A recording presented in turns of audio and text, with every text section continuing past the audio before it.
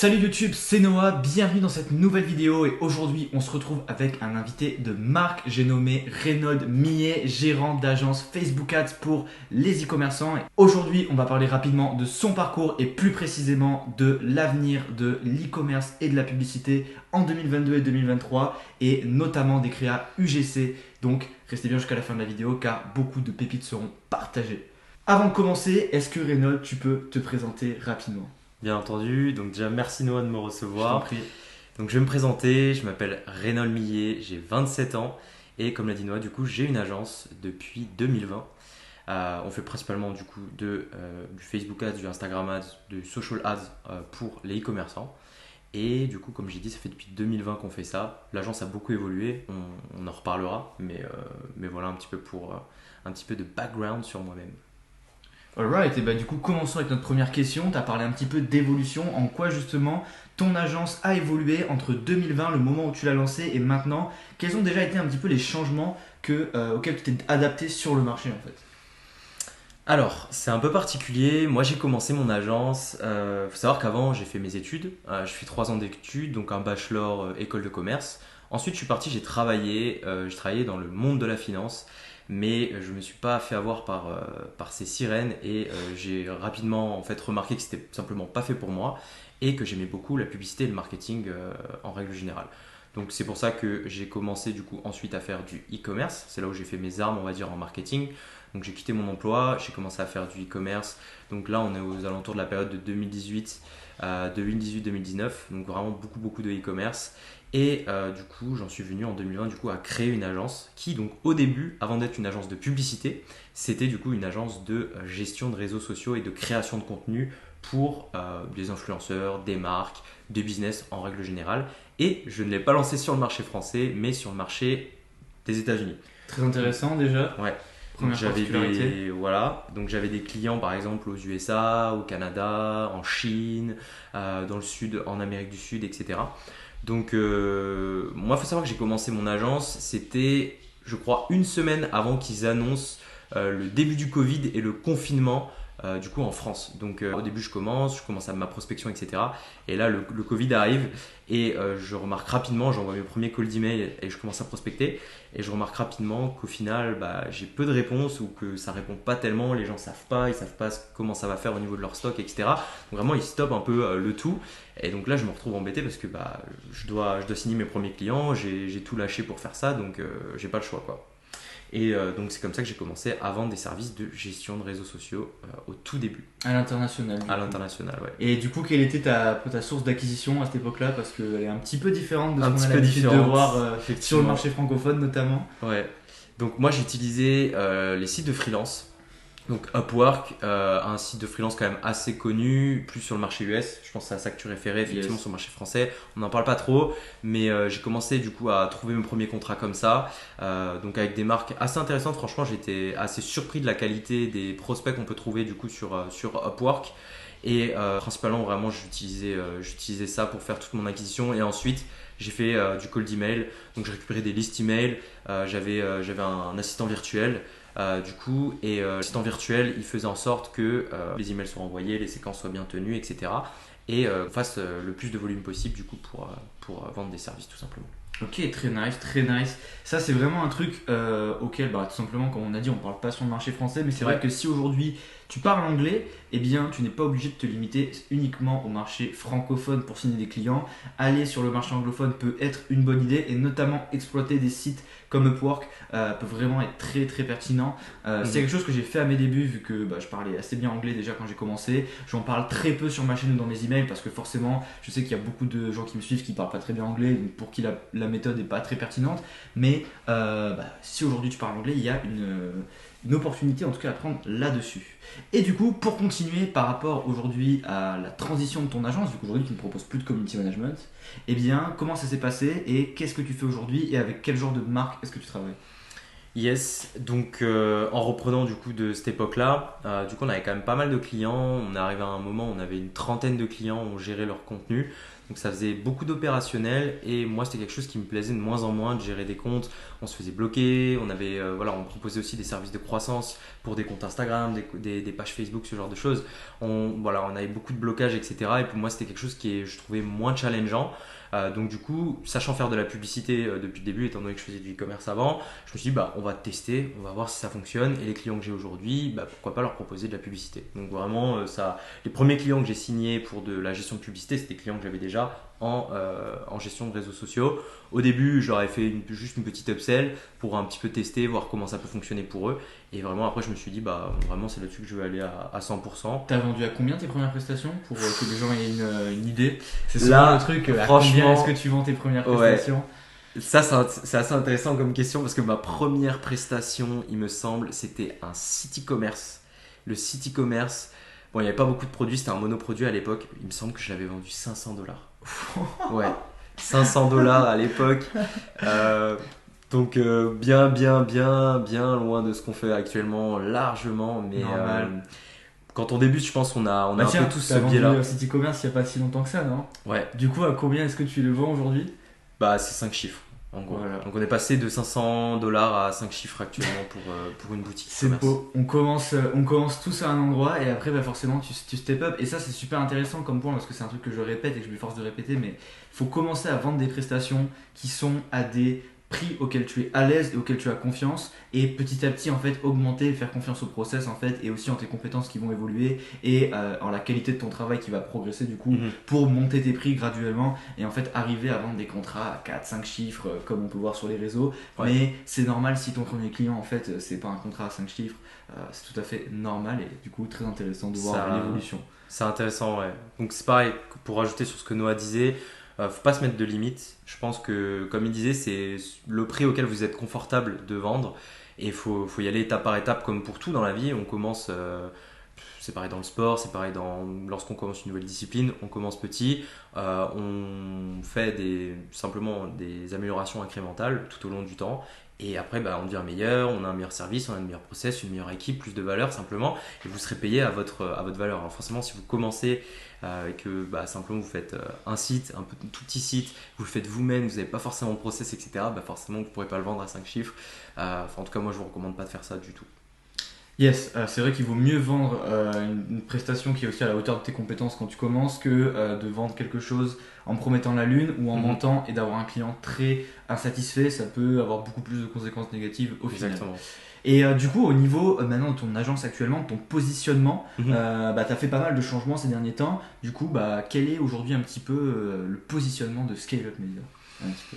Qui est-ce que tu aides, comment? Ouais, etc. comme tu l'as dit, on a fait pas mal de changements. Pourquoi? Simplement, on vend la même chose, mais on le vend de façon différente parce que bah, simplement le marché résonne plus avec ce qu'on leur dit au niveau de la prospection. Et je pense que c'est vachement intéressant parce qu'au final, on ne change pas réellement ce qu'on fait. Le corps de métier reste le même. On gère de la publicité, on va créer des publicités pour les marques, mais on va pas vendre la pub Facebook pour la pub Facebook. Autant en 2017, en 2018, en 2019, à l'époque c'était recherché, les gens, il y avait un vrai intérêt, etc. Ils se faisaient pas énormément pitcher aussi là-dessus. Donc je pense que ça devait être plus simple. En tout cas, moi, de mon expérience, c'était plus simple à l'époque d'envoyer un cold email, de recevoir une réponse, d'avoir un rendez-vous avec la personne et d'arriver à trouver une offre pour cette personne-là pour pouvoir les accompagner tout simplement. Donc concrètement, on a évolué sur le messaging, mais l'offre en soi reste la même. Il y a des petites particularités, mais là, du coup, on fait de la créative parce que c'est l'expertise qu'on a su développer. Du coup, avant, on faisait des publicités. Après, vous avez deux types de personnes. Vous avez les gens qui vont gérer juste les publicités. Vous avez les gens qui vont gérer les publicités et qui vont faire également les créatives. Et donc, au final, nous, c'est vraiment là-dessus qu'on a apporté une vraie expertise et ce qui nous permettait d'avoir de bonnes performances. C'était parce que nous, on prenait cette création publicitaire sous notre égide. On récupérait des photos, vidéos des clients et tout de suite, on faisait de nouvelles publicités. Moi, il n'y a aucun client où je suis arrivé. J'ai juste repris leur compte publicitaire, repris leur publicité et envoyé des publicités. À chaque fois, j'ai réécrit du copy. J'ai refait de A à Z toute la stratégie créative et à ce moment-là, on envoyait les publicités. Au final, c'est quelque chose que j'ai développé avec le temps, via mes études, mais aussi plus avec la pratique sur le terrain plutôt que la théorie. Et ensuite, du coup, c'est vraiment là-dessus qu'on a mis l'expertise. C'est ce qui nous permettait en fait d'avoir de meilleurs résultats que les autres agences ou les autres concurrents e-commerçants de ces marques-là. C'est parce qu'on mettait vraiment une emphase sur la créative vraiment, vraiment importante. Très très pertinent ça, vraiment ce côté, ok aujourd'hui c'est un truc qu'on me demande souvent, quels sont les meilleurs services à vendre, c'est quoi les meilleures niches et tout, et il y a un postulat aujourd'hui sur le marché qui est à peu près, tout le monde est à peu près d'accord là-dessus, qui est vendre du Facebook Ads pour des e-commerçants, c'est saturé. Voilà, on va le dire les gars, on le dit en vidéo, c'est officiel, les gars, ça fait 2-3 ans que tout le monde sur LinkedIn se dit ça, tu vois, et effectivement, eh bien, il y a eu énormément de demandes, énormément de messages de prospection, etc. Donc forcément, vos prospects aujourd'hui sont extrêmement sophistiqués sur les services que vous proposez. Mais là est la nuance intéressante. Il faut simplement s'adapter à son marché, exactement comme Renaud l'a fait. Il a compris en fait qu'aujourd'hui, son angle marketing qui était on vend la publicité Facebook comme ce service un peu innovant ou que les gens ne connaissaient pas, etc., comme on pouvait faire en 2017, et bien aujourd'hui, ça ne fonctionne plus. Tout le monde sait ce que c'est la pub Facebook, tout le monde a compris. Même tout le monde en a marre de voir des gens te dire clairement. Oh, la pub Facebook c'est bien. Genre tout le monde le sait, on a compris, stop. Et justement, les gens aujourd'hui, en fait, ils utilisent souvent la publicité Facebook déjà, ce qui va être d'ailleurs le cas de tes clients. Majoritairement, tu vas avoir des clients qui font déjà de la pub, mais l'angle vraiment en fait spécifique où il a réussi à se nicher et à trouver en fait le bon positionnement, ça va être grâce à la spécificité sur la création justement de visuels. Car aujourd'hui, sur les plateformes publicitaires, avec les algorithmes qui s'optimisent, qui progressent de plus en plus, en fait, il y a beaucoup moins à l'humain en fait et les compétences techniques comme en 2017 on pouvait faire des tricks stylés, faire des comptes publicitaires structurés d'une manière optimisée et tout. Aujourd'hui c'est beaucoup moins le cas, on laisse beaucoup plus en fait à l'algorithme la capacité à montrer aux bonnes personnes les pubs et le vrai travail en fait va se faire au niveau des fondamentaux du marketing qui vont être la compréhension de son marché et la création en fait tout simplement de ressources marketing qui convertissent parce que on arrive vraiment à parler aux désirs et aux douleurs de nos prospects. Exactement. Et donc ça c'est vraiment quelque chose que Renan a très bien réussi à faire et qui fait que du coup il a une agence qui aujourd'hui est pérenne et continue à croître et bien malgré qu'ils vendent un service saturé dans un marché saturé justement grâce à cette petite spécificité. Et du coup Renan, je voulais te demander toi un petit peu pour 2022-2023 quels sont un petit peu tes prédictions, les modes un peu tu vois émerger aujourd'hui au niveau du marketing et du media buying pour les e-commerçants sur le futur. C'est une question super intéressante. Déjà, je pense que tu as bien introduit le point en disant que ce qu'il a dit, les techniques de media buying, tout ça, c'est bien, mais aujourd'hui, c'est pas ce qui va faire la différence sur un compte publicitaire très clairement. Et on revient aux fondamentaux du marketing, connaître son avatar client, avoir fait ses recherches et avoir un message publicitaire qui est adapté au format où est-ce qu'il va consommer son contenu, donc où est-ce qu'il va consommer la publicité, l'intention d'achat dans laquelle il est lorsqu'il consomme cette publicité-là, et du coup le end goal qu'on a en tête, l'objectif final qu'on a également avec cette campagne-là. Parce qu'on ne fait pas que de la conversion, c'est pareil, je sais qu'il y a beaucoup de formations, on parle vraiment que des publicités pour faire de la conversion. Or, je ne sais pas si vous avez déjà mis le nez dans un compte publicitaire d'une énorme marque, déjà vous allez voir qu'ils séparent entre la conversion et l'awareness. Parce que vraiment pour eux c'est intéressant d'avoir de l'awareness et de la conversion ensuite. Et quand vous dépensez beaucoup d'argent, honnêtement c'est ce que je vous conseille de faire. Pour ceux qui ne connaissent pas l'awareness, ouais, alors du coup c'est pour faire connaître tout simplement à votre marché, votre cible, votre solution, votre produit, votre service, peu importe, qui commence à comprendre, savoir que ça existe, qu'il y a peut-être une solution si c'est un problème et que vous avez une solution sur ce marché-là qu'ils peuvent sélectionner ou non. Mais c'est fait pour leur faire comprendre et connaître notre solution. Voilà, en gros. Donc l'awareness et la partie ensuite conversion qui sera différente avec des créas différentes, etc. Donc moi mes prédictions du coup ça va être que la créative publicitaire va prendre de plus en plus d'emphase sur le marché, en tout cas quand on veut parler de performance. Si vous voulez augmenter votre performance, il va falloir se pencher sur les créas, il va falloir se pencher sur le bon vieux copywriting. C'est des choses basiques, du marketing basique, mais globalement si vous voulez améliorer vos résultats en publicité, que vous soyez une marque, un gérant d'agence, etc., peu importe, où vous avez un business qui n'a rien à voir, faites des fondamentaux, faites un message, une offre et un médium qui est aligné avec vos objectifs. C'est vraiment reprenez les bases. Donc je dirais on va se reconcentrer sur les bases et sur le message en lui-même Et ensuite, au niveau des formats, je pense que c'est incontestable depuis l'arrivée de TikTok. C'est le short form content, hein, les vidéos, le contenu généré par les utilisateurs, les UGC, toutes ces créatives-là qui vont le mieux performer actuellement. La vidéo est reine vraiment et on voit vraiment au niveau des conversions, au niveau de l'engagement, c'est vraiment ce qui gagne. Hein. Alors, c'est possible d'être rentable avec des images, que ce soit en story, en feed ou peu importe, mais quand même la vidéo remporte la coupe là-dessus. Donc moi je le vois évoluer comme ça, le marketing. Donc encore plus d'instantanéité, encore des formats publicitaires encore plus courts, vraiment des publicités qui fonctionnent. Enfin, les publicités qui vont fonctionner pour moi dans l'avenir seront des publicités qui ne ressemblent pas du tout à des publicités, et c'est déjà le cas aujourd'hui. J'ai des vidéos sur ma chaîne où j'en parle, mais vraiment un des points clés pour réussir à faire des pubs en 2022 et dans le futur, je pense ça va être ça, c'est tourner du contenu éducationnel ou du contenu qui est là pour divertir en publicité tout simplement, et le faire d'une façon super smart et où la personne, parce que les gens aiment acheter mais ils n'aiment pas qu'on leur vende. Ça c'est un truc qu'on entend souvent et c'est totalement vrai, encore plus sur le marché français. Aux États-Unis les gens, au contraire, je trouve qu'ils aiment bien qu'on leur vende, ils aiment bien se faire pitcher, ils aiment bien la négociation, la vente, tout ça, ça fait partie de leur culture, c'est différent. Mais ouais, en France, les gens adorent acheter des trucs sur internet mais détestent qu'on leur vende quelque chose.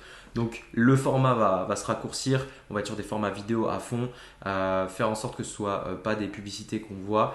Et je pense, moi après, bon, ça c'est pour un futur plus moyen long terme, la publicité en VR. Je ne sais pas si vous en avez déjà entendu en parler. On commence un petit peu à en parler sur le marché US, mais comme vous le savez, Facebook s'est rebrandé en Meta. Ils veulent mettre l'accent sur le métaverse. Donc les gars, voilà, vous savez, c'est une boîte qui tourne à 87% de leur CA, c'est généré par la pub.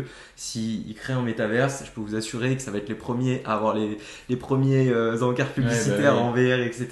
Ils vont capitaliser là-dessus à fond. Après, ça va bider, ça va pas bider. L'avenir nous le dira. Voilà, ça, on peut pas le savoir. Mais voilà, on va dire mes 2 cents sur l'avenir, mes 2 centimes sur l'avenir de la publicité social ads dans les futures années. Très très intéressant et je voulais rebondir sur ce que tu disais justement par rapport à un peu à ce nouveau bottleneck qu'ont aujourd'hui les entreprises e-commerce, parce que si aujourd'hui tu as une expertise dans l'e-commerce et que tu veux faire une agence qui aide les e-commerçants, écoute, t'es pas condamné à te barrer de la niche parce que c'est saturé, encore une fois. Oui. Il y a des gens qui disent c'est saturé, donc du coup en fait ça marche plus de faire une agence e-com. Bon n'importe quoi, il y a énormément de services que tu peux offrir en e-commerce déjà, il y a énormément de problématiques à résoudre, donc énormément d'argent à se faire, parce que là où il y a des problèmes à résoudre il y a de l'argent. Mais un vrai bottleneck que je vois et que du coup est aujourd'hui vraiment le bottleneck principal que Renault va aussi résoudre avec son agence, ça va être en fait aussi la rapidité de création de nouveaux visuels. Et ça, c'est vraiment quelque chose pour les marques qui scale, qui est un des plus gros bottlenecks. C'est qu'en fait, quand tu veux scale, en fait, il faut tester le plus de créa possible, le plus vite possible. Et du coup, il faut les avoir, parce que quand tes créas, c'est de la vidéo. Quand tu testes des images, c'est ok, tu vois. Mais quand tu testes des vidéos, il faut un montage, un minimum de structure et tout, ça te demande d'un coup beaucoup plus de temps de production.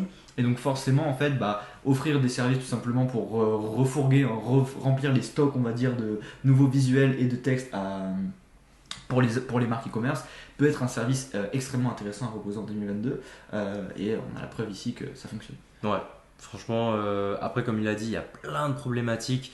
Ça, c'en est une, c'est un gros bottleneck pour eux. Mais si je peux donner un conseil plus pour les niches futures, mettons aujourd'hui, tu regardes cette vidéo, tu veux commencer ton agence, t'as pas vraiment d'idée sur quel service partir, etc. Déjà, moi, première étape, je partirais sur est-ce que tu sais faire quelque chose déjà de base dans tes compétences que tu as actuellement. Est-ce que tu sais faire quelque chose qui peut apporter de la valeur à un business déjà? Ça, j'irai là-dessus parce que c'est le truc avec le moins de coûts d'opportunité pour toi. C'est une compétence que tu as peut-être déjà, où tu peux commencer à générer déjà de l'argent, vendre tes premiers services, vendre tes premières offres grâce à ça. Si jamais vraiment tu commences de zéro, tu n'as vraiment aucune compétence, etc. Moi, j'irai dans des niches où il y a de la demande, donc quelque chose qui est trending. Toujours en business, je pense que c'est une règle un petit peu universelle. C'est voilà, quand il y a une vague, tu préfères être sur la vague que d'être dessous ou avant. Donc essaie de voir un petit peu les trends, les vagues autour de toi, les gens ils parlent de quoi, ils s'arrachent quoi comme service. Déjà ça t'aidera à avoir des services je pense qui sont du coup en demande, donc du coup en fait tout devient plus simple, la prospection devient plus simple, la vente devient plus simple, trouver des gens intéressés par ton offre devient plus simple.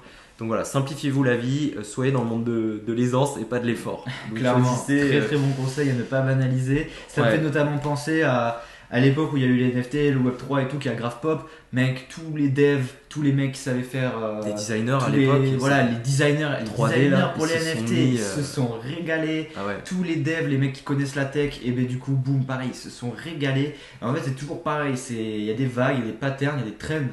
Et en fait, bah, c'est important de savoir les repérer et bah, de savoir les exploiter quand on est dans la bonne position pour l'exploiter. Mais exactement comme en surf avec les vagues, des fois, même si tu vois une belle vague au loin, si t'es trop loin ou que t'es pas bien positionné, faut quand même faire attention à pas essayer d'aller dans une vague où t'es mal positionné et donc du coup tu vas forcément te louper et te péter la gueule. Ça c'est aussi un truc que je dis pour toutes les personnes qui ont tendance à être dans le syndrome de l'objet brillant, à aller à droite à gauche et tout.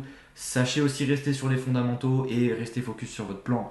Mais sachez aussi trouver des opportunités là où on peut les faire. C'est un équilibre assez subtil à trouver, mais ça peut effectivement être très très rentable quand tu arrives à tomber quand tu es dans le bon endroit au bon moment, dans un marché en croissance. T'auras, qu'importe, même si tes méthodes elles sont un peu moins bien, que tu as un peu moins de compétences, ou même que tu n'es pas du tout le plus compétent, si tu es le premier sur un marché, ou le deuxième, ou quoi que ce soit, forcément tu vas bénéficier de la croissance de ce marché. Donc très intéressant. Et pour parler de ça, du coup, un autre service que je pense que tu proposes aujourd'hui, ou je sais pas si tu vas le proposer, c'est TikTok Ads, n'est-ce pas? C'est ça. Et On va se développer là-dessus. ok, donc du coup, tu souhaites aussi développer TikTok Ads comme service dans ton agence, Ouais. notamment pour les créa UGC, j'imagine, mais est-ce que tu as d'autres raisons? En soi, les raisons, pour moi, elles sont simples. C'est qu'aujourd'hui, il y a un vrai bottleneck. Et on va dire, il y a un double bottleneck. Il y a le premier bottleneck, c'est compliqué à trouver pour les gens qui en ont besoin. Donc, les marques e-commerce aujourd'hui, si elles cherchent une agence TikTok Ads, c'est très compliqué pour eux. Pourquoi? Simplement parce que on a encore très peu de data. Il n'y a pas de formation plus que ça. Il y a quelques formations, vous allez pouvoir en trouver. Mais honnêtement, ce que vous allez trouver dedans, ça va être du contenu. Ça a été fait assez early sur la plateforme. Donc, les gens, ils ont un peu des méthodes bizarres. Ça ne correspond plus trop à ce qui se fait actuellement et ce qui fonctionne aujourd'hui sur TikTok. Donc pour moi, déjà, je vois une grosse opportunité parce qu'il y a une grosse demande et il y a très peu de supply. Donc pour moi, il y a une opportunité. Puis je suis à un stade de business où je suis plus avancé, donc je peux me permettre aussi de prendre des choses plus challengeantes. Parce que moi, le vrai bottleneck, ça va être de trouver une équipe et de monter une équipe vraiment pour pouvoir assurer une qualité sur TikTok Ads et du coup faire vraiment un service qui est canon dans un monde du coup où c'est très recherché, où il y a peu de demandes parce que c'est une compétence que peu de gens ont. Donc là, on est en train de build ça. Donc ça va passer par build d'une équipe qui a cette compétence-là, développer des process en interne aussi, parce que TikTok Ads, c'est pas simplement vous prenez des publicités, vous les envoyez et ça fait de l'argent. Non, là, c'est encore pire que Facebook. C'est-à-dire que si Facebook on mettait beaucoup d'emphase sur la créative, TikTok, c'est que de la créative. C'est aussi simple que ça. Le media buying, vous le donnez à un enfant de 4 ans, il saura le faire. Par contre, tout ce qui va être publicité sur TikTok, la stratégie que vous allez utiliser, la copie stratégique que vous utilisez pour écrire votre copywriting, pour tous vos scénarios de publicité, etc., c'est là où l'argent va se faire. Donc en fait, il faut être bon en copywriting, bon dans les trends et bon techniquement après avec quelqu'un qui va connaître l'outil, qui va savoir les utiliser de façon efficiente dans une stratégie aussi. Parce qu'on ne peut pas faire 100% du TikTok comme 100% du Facebook. Ça s'utilise avec d'autres choses. Donc là, on est vraiment en train de créer quelque chose. Au-delà de simplement vendre du TikTok, comme vous l'aurez compris, je pense un des points forts qu'on a, c'est qu'à chaque fois qu'on vend un service, on essaie de comprendre comment le rendre indispensable et comment se démarquer surtout du marché en faisant quelque chose que les autres font pas. Et là, je pense qu'on va partir plus sur une combinaison, donc on va combiner. Et là, ce que je cherche à créer, c'est un peu la recette, même si ça n'existe pas vraiment, mais la recette pour que on prenne un e-commerce, par exemple, qui fait quelques dizaines de milliers d'euros par mois, mais qui a du mal à scaler, et on lui apporte un petit peu une stratégie vraiment sur mesure sur plusieurs canaux. Parce qu'on ne peut pas faire qu'un seul canal aujourd'hui. C'est possible au début, mais voilà, si vous voulez faire des grosses marques e-commerce, il faut forcément faire de l'omnicanal, il faut être présent partout. Et voilà, donc là, ce serait plus apporter une solution d'acquisition 360 en social ads. Donc voilà, je vous en dirai plus. J'ai une chaîne YouTube, si ça vous intéresse d'en savoir plus, je vous encourage à aller regarder. Je vais en parler plus en détail là-dessus. Pareil pour les UGC, j'en parlerai plus en détail sur ma chaîne. Carrément, les gars, je vous recommande si vous voulez justement avoir en fait l'œil sur les trends, comme on parlait justement, surfer sur les vagues, comprendre un petit peu comment le marché évolue, et bien la chaîne de Renault, ça va être du contenu en fait vraiment pour développer vos compétences. Donc si aujourd'hui vous avez besoin de développer des compétences techniques en ads, en marketing, en e-commerce, parce que c'est là-dedans que vous voulez créer votre agence ou quoi que ce soit, ou que vous êtes e-commerçant et que vous tombez sur cette vidéo, et bien tout simplement je vous recommande vraiment de vous abonner à sa chaîne maintenant. Et d'ailleurs Renault, tu as une petite proposition, on va dire, Yes. que tu peux proposer, qui peut apporter énormément de valeur à à toi qui me regarde et qui a une agence aujourd'hui et même qui n'a pas de compétences et qui souhaite commencer à vendre des services dès maintenant. Donc je t'invite à rester attentif et à écouter ce que Renaud va te dire. Yes, donc on est là pour régler des problèmes sur un marché et un des problèmes que j'ai moi en discutant avec des personnes qui ont des agences, un des problèmes qui m'est le plus remonté c'était, comme disait Noah, des fois voilà, on a un service qui marche pas très bien ou alors on voudrait faire un service, on n'a pas forcément la compétence. Ce qu'on va proposer, ça va être du white labeling. Qu'est-ce que c'est le white labeling? Tout simplement, nous, on va mettre à disposition de personnes qui veulent revendre nos services sous l'égide de leur agence avec leur marque. Simplement, nous, on va vendre nos process, notre équipe et la mettre à disposition. Donc, le principe, c'est que vous avez un client, vous lui vendez une prestation et nous, on va délivrer cette prestation-là contre rémunération du coup. Mais vous, ça vous permet simplement de garder la différence et de pouvoir potentiellement, si vous, par exemple, vous prenez de la performance sur vos clients, vous rémunérez sur la performance. Car vous avez l'assurance que vos créatifs seront carrés, que tout le process de création, pareil, sera vraiment professionnel et fait par des personnes qui connaissent leur métier, qui font ça depuis des années.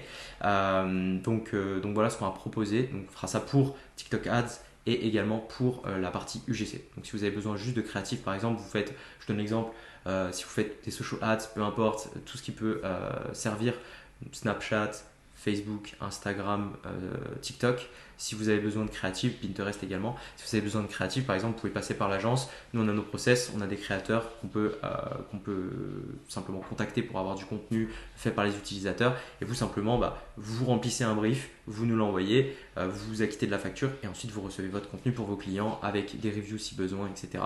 On va vraiment faire une offre pour les gérants d'agence, tout simplement, pour faire en sorte que ce soit pratique pour vous, pour nous aussi, et que vous puissiez apporter le plus de résultats à vos clients, tout simplement. Comme ça, exactement.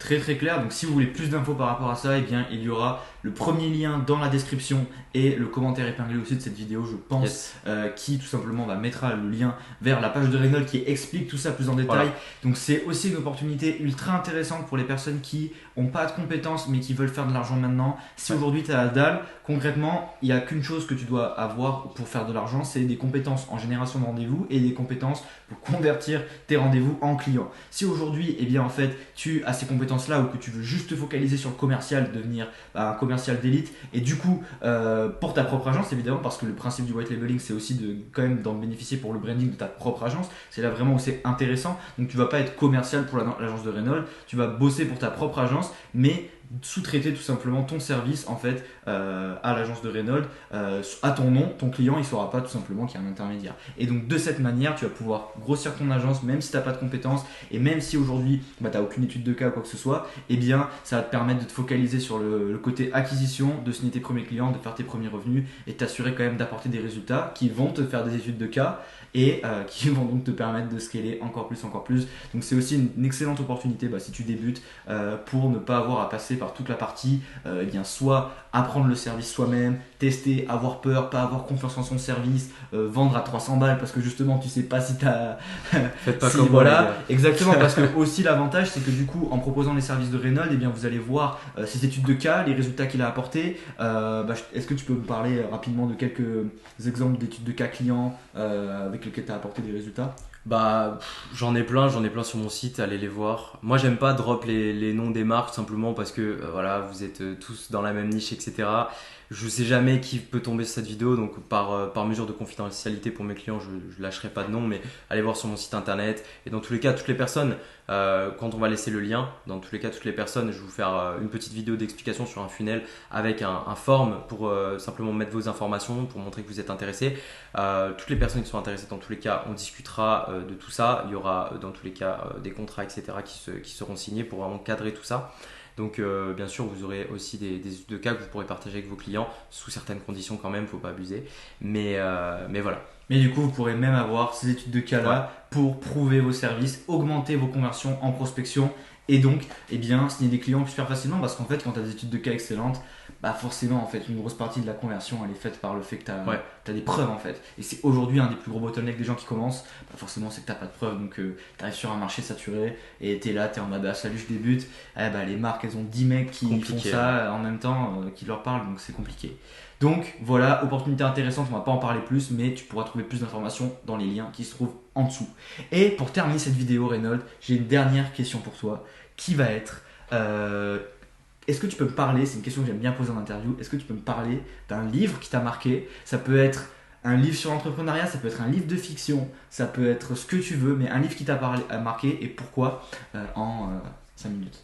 Ok, assez intéressant. Je dirais un livre qui m'a beaucoup marqué, et ça va peut-être vous étonner, c'est pas un livre de business. C'est vraiment pas un livre de business, C'est intéressant déjà. c'est un roman qui a été écrit, qui s'appelle 99 francs par Frédéric Becbédé.